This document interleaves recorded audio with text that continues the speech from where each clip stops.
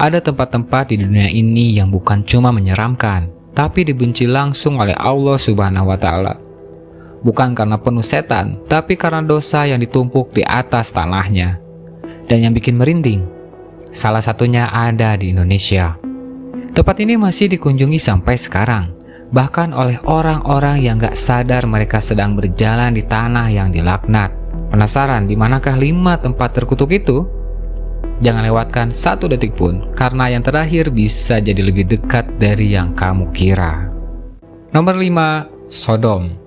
Di zaman kuno, di sekitar Laut Mati berdirilah sebuah kota yang disebut Sodom. Kota ini adalah pusat perdagangan yang makmur, dengan tanah yang subur dan hasil bumi yang melimpah. Namun, di balik kemakmurannya tersembunyi perilaku yang melanggar fitrah manusia. Dalam Al-Quran, penduduk Sodom dikenal karena perilaku seksual menyimpang dan berbagai tindakan kejahatan. Mereka tidak hanya menolak ajaran para nabi, tetapi juga mengejek siapa saja yang berusaha menasihati mereka. Allah telah mengutus Nabi Lut untuk memperingatkan kaum Sodom. Dengan penuh kesabaran, beliau mengajak mereka untuk kembali kepada jalan yang benar, meninggalkan kebejatan dan bertobat kepada Allah Subhanahu wa Ta'ala. Namun, bagaimana reaksi mereka? Mereka malah menolak seruan Nabi Lut. Bahkan mereka mengusirnya dan mengancam siapa saja yang mengikuti ajarannya. Dalam surah Al-A'raf ayat 80-81, Allah berfirman, "Dan ingatlah ketika Lut berkata kepada kaumnya, 'Mengapa kamu mengerjakan perbuatan keji yang belum pernah dikerjakan oleh seorang pun sebelum kamu di dunia ini? Sungguh kamu mendatangi laki-laki dengan syahwat, bukan kepada perempuan. Kamu benar-benar kaum yang melampaui batas.'" Kesabaran ada batasnya. Setelah bertahun-tahun diperingatkan, penduduk Sodom tetap keras kepala. Maka datanglah azab dari langit. Dikisahkan dalam Al-Quran, Allah mengirim malaikat dalam rupa manusia yang tampan untuk menguji kaum Sodom. Mereka datang ke rumah Nabi Lut, dan kaum Sodom berusaha menyerang para tamu itu.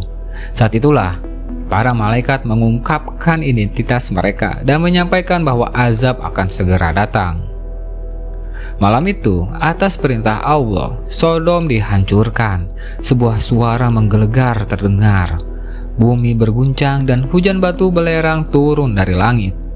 Kota itu terangkat ke langit dan kemudian dibanting ke bumi. Tidak ada yang selamat, kecuali Nabi Lut dan beberapa pengikutnya yang melarikan diri sebelum fajar tiba. Allah berfirman dalam surah Hud ayat 82, "Maka ketika datang keputusan kami menjungkir balikan negeri itu, dan kami hujani mereka dengan batu dari tanah yang terbakar secara bertubi-tubi." Sampai hari ini, banyak yang percaya bahwa reruntuhan Sodom masih ada di sekitar Laut Mati. Wilayah tersebut adalah salah satu tempat paling tandus dan beracun di dunia. Airnya memiliki kandungan garam yang sangat tinggi, membuat kehidupan hampir mustahil. Apakah ini kebetulan? Ataukah ini bukti nyata dari kehancuran sebuah bangsa yang menolak kebenaran? Nomor 4. Kota Pompei. Pompei adalah sebuah kota kuno yang terletak di wilayah Campania, Italia. Kota ini memiliki sejarah panjang yang dimulai jauh sebelum kehancurannya secara tragis pada tahun 79 Masehi. Didirikan oleh suku Oscan pada abad ke-7 sebelum Masehi, Pompei awalnya merupakan permukiman kecil yang kemudian berkembang menjadi kota pelabuhan penting di wilayah Napoli. Lokasinya yang berada di kaki gunung Vesuvius membuat tanah di sekitarnya sangat subur, sehingga para penduduknya banyak bercocok tanam, terutama anggur dan zaitun. Kesuburan ini menjadi salah satu faktor utama yang mendorong pertumbuhan dan kemakmuran kota selama berabad-abad. Namun, di balik kemegahannya, Pompei juga dikenal sebagai kota yang penuh dengan kemaksiatan. Sebagai bagian dari Kekaisaran Romawi, praktek prostitusi di kota ini bukan hanya dilegalkan, tetapi juga berkembang dengan sangat pesat. Diperkirakan terdapat sekitar 35 rumah bordil yang tersebar di seluruh kota. Jumlah yang tergolong tinggi mengingat luas Pompei hanya sekitar 12 km persegi dengan populasi sekitar 15.000 jiwa.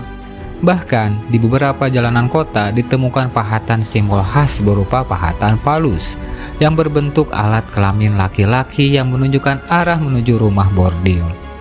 dibuat khusus untuk memandu pengunjung, termasuk mereka yang mabuk atau tidak memahami bahasa setempat.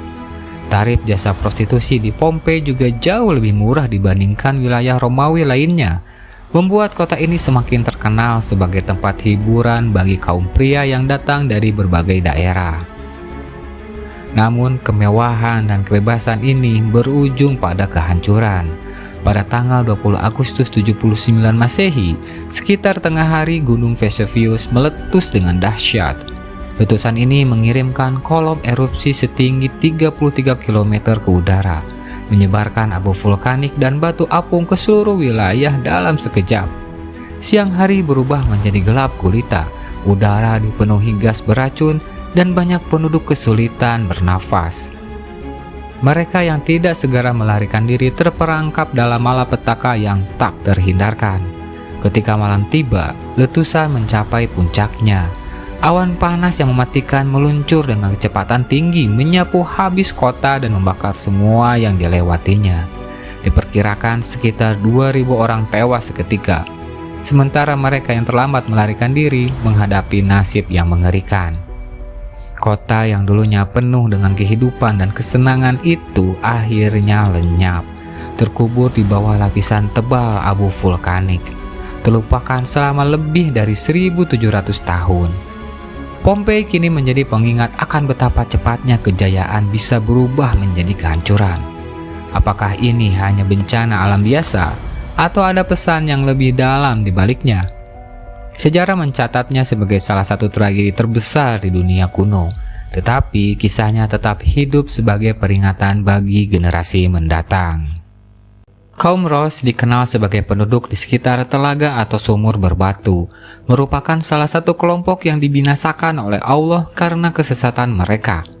Berdasarkan penjelasan Ibnu Abbas radhiyallahu anhu, Ros diyakini berada di wilayah Azerbaijan, sementara penduduknya adalah salah satu kelompok dari kaum Samud. Dalam sebuah hadis yang diriwayatkan oleh Sayyidina Ali bin Abi Thalib, disebutkan bahwa kaum ini menyembah pohon sanaubar, yang mereka anggap sebagai simbol kehidupan ilahi. Konon, pohon tersebut pertama kali ditanam oleh Yafits bin Nuh pasca banjir besar, yang menanam 12 bibit pohon sanubar di sepanjang tepian sungai, dan desa-desa yang berkembang di sekitarnya akhirnya diberi nama sesuai dengan sistem penanggalan bangsa Persia. Seiring waktu, pohon-pohon sanaubar tumbuh subur dan dihormati oleh penduduk. Melihat hal ini, setan membisikkan tipu dayanya kepada Raja Tarouj agar memerintahkan rakyatnya untuk menyembah pohon tersebut. Larangan pun diberlakukan. Tidak ada seorang pun yang boleh menggunakan air sungai di sekitar pohon itu. Mereka percaya bahwa air tersebut adalah sumber kehidupan ilahi yang hanya diperuntukkan bagi pohon suci mereka. Sebagai bentuk pemujaan, kaum Ros mengadakan ritual setiap bulan, di mana mereka mempersembahkan korban bakaran kepada pohon tersebut. Saat asap sesajen membumbung tinggi, mereka bersujud, seolah berkomunikasi dengan sesembahan mereka.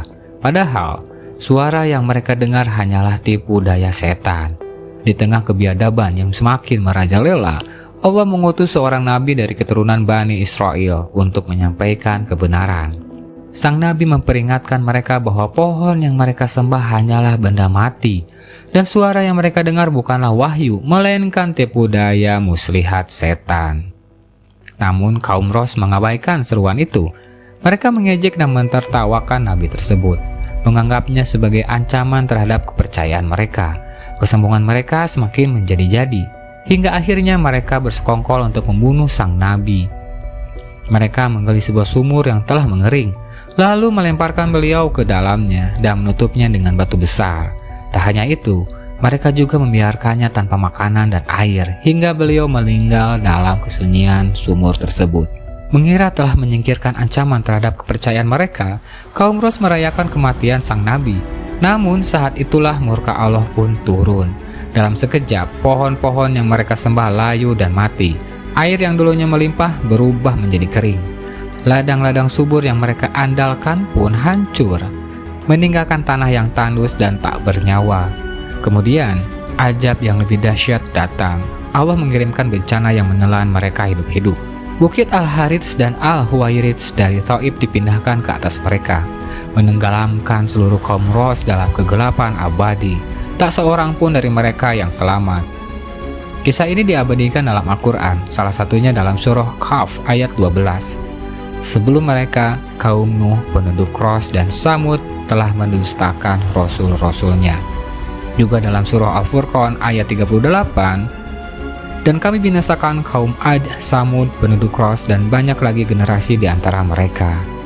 Dengan ini, Ashabul Ros menjadi pelajaran bagi umat manusia bahwa kesombongan dan penyembahan terhadap selain Allah hanya akan membawa kehancuran. Sejarah mereka menjadi peringatan abadi tentang akibat dari menolak kebenaran dan tenggelam dalam kesesatan. Nomor 2, kota Madain Saleh.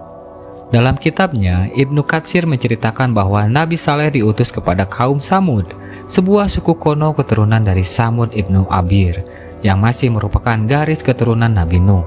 Mereka tinggal di wilayah berbatu antara Hijaz dan Tabuk, dan Rasulullah SAW sendiri pernah melewati daerah ini saat menuju Tabuk. Kaum Samud hidup menyembah berhala, maka Allah mengutus Nabi Soleh dari kalangan mereka sendiri agar mereka kembali ke jalan Tauhid. Dalam Quran Surah Hud ayat 61, Allah menyampaikan pesan Nabi Soleh. Hai kaumku, sembahlah Allah, tidak ada Tuhan selain Dia. Dia menciptakan kalian dari tanah dan menjadikan kalian pemakmurnya. Maka mohonlah ampun kepadanya dan bertobatlah. Sesungguhnya Tuhanku dekat dan maha mengabulkan. Kaum Samud bukan hanya keras kepala, tapi juga penuh tantangan. Mereka bilang ke Nabi Soleh, kalau memang kamu utusan Tuhan, keluarkan seekor unta betina dari batu besar ini. Bukan hanya sekedar unta, tapi harus besar dan gemuk. Nabi Soleh pun berdoa. Lalu atas izin Allah, batu besar itu terbelah dan keluarlah seekor unta betina sesuai dengan permintaan mereka. Sebagian kecil dari mereka akhirnya beriman, tapi mayoritas tetap menentang. Bahkan mereka mulai merasa risih dengan kehadiran unta tersebut. Nabi Soleh sudah memperingatkan, ini adalah unta betina dari Allah, jangan ganggu. Kalau kalian menyakitinya, azab akan datang. Namun, para tokoh kaum kafir punya rencana jahat. Mereka sepakat untuk membunuh unta tersebut. Orang yang melaksanakan pembunuhan itu adalah Qidar ibnu Salif, digambarkan sebagai pria pendek dan berkulit gelap. Ia memotong kaki sang unta lalu menyembelihnya. Setelah kejadian itu, rencana mereka makin gila, membunuh Nabi Soleh. Tapi Allah lebih dulu membalas. Dalam Quran Surah An-Naml ayat 50-53 disebutkan bahwa Allah membalas makar mereka dengan kehancuran total. Rumah-rumah mereka runtuh dan semua pendosa tewas. Menariknya, sebelum azab besar itu datang, wajah kaum Samud mengalami perubahan warna setiap hari.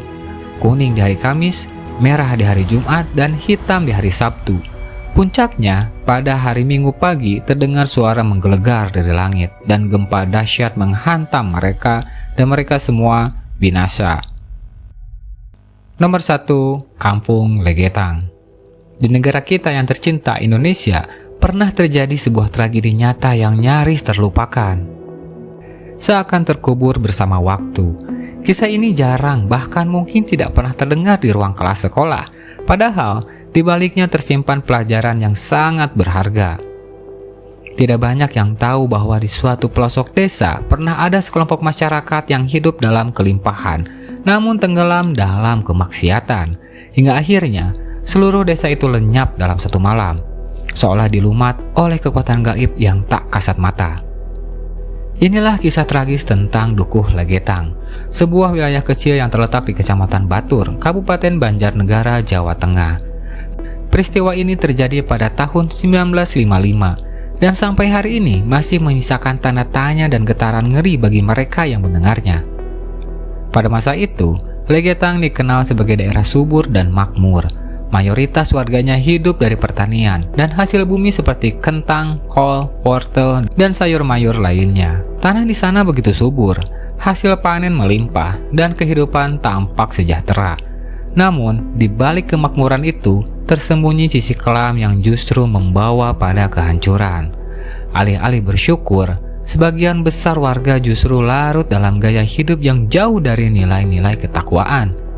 Judi, mabuk-mabukan, dan hiburan malam menjadi bagian dari rutinitas. Mereka mengadakan pertunjukan lengger hampir tiap malam, seni tradisional yang kerap kali berujung pada pesta syahwat.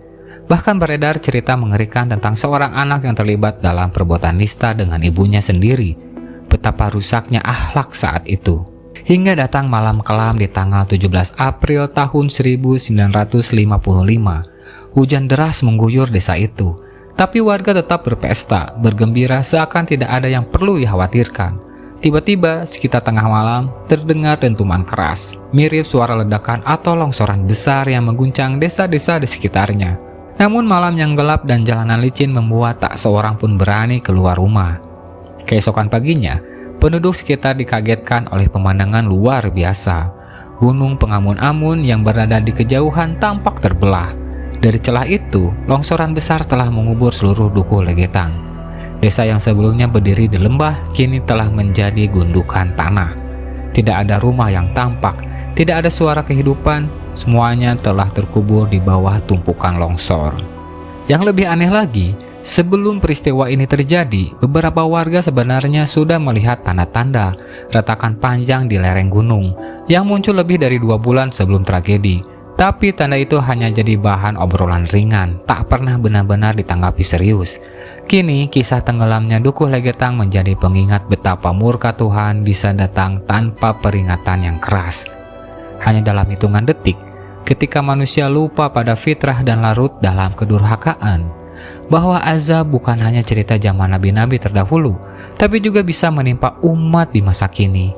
Dari ratusan korban jiwa yang tercatat, 351 orang, hanya 2 wanita dari Legetang yang selamat. Keduanya diyakini dipilih Tuhan untuk menyampaikan pesan, menjadi saksi hidup atas kehancuran yang terjadi karena perbuatan manusia itu sendiri. Kini sebuah tugu peringatan masih berdiri di lokasi tersebut. Di atasnya tertulis dengan jelas, Tugu peringatan atas tewasnya 332 orang penduduk Dukuh Legetang serta 19 orang tamu dari lain-lain desa sebagai akibat longsornya Gunung Pengamun-Amun pada tanggal 16 atau 17 April 1955. Kisah kelima tempat yang sudah kita bahas bukanlah sekedar dongeng di masa lalu. Ini adalah pengingat keras bahwa kesombongan, penolakan terhadap kebenaran, dan pengkhianatan terhadap janji bisa berujung kehancuran total. Sejarah itu nyata dan jejaknya masih ada. Kalau kamu tertarik dengan kisah-kisah misteri sejarah seperti ini, jangan lupa untuk like, komentar, dan subscribe channel Atas Arkanum. Kita akan terus bongkar rahasia sejarah yang tak banyak orang tahu. Terima kasih sudah menonton. Assalamualaikum warahmatullahi wabarakatuh.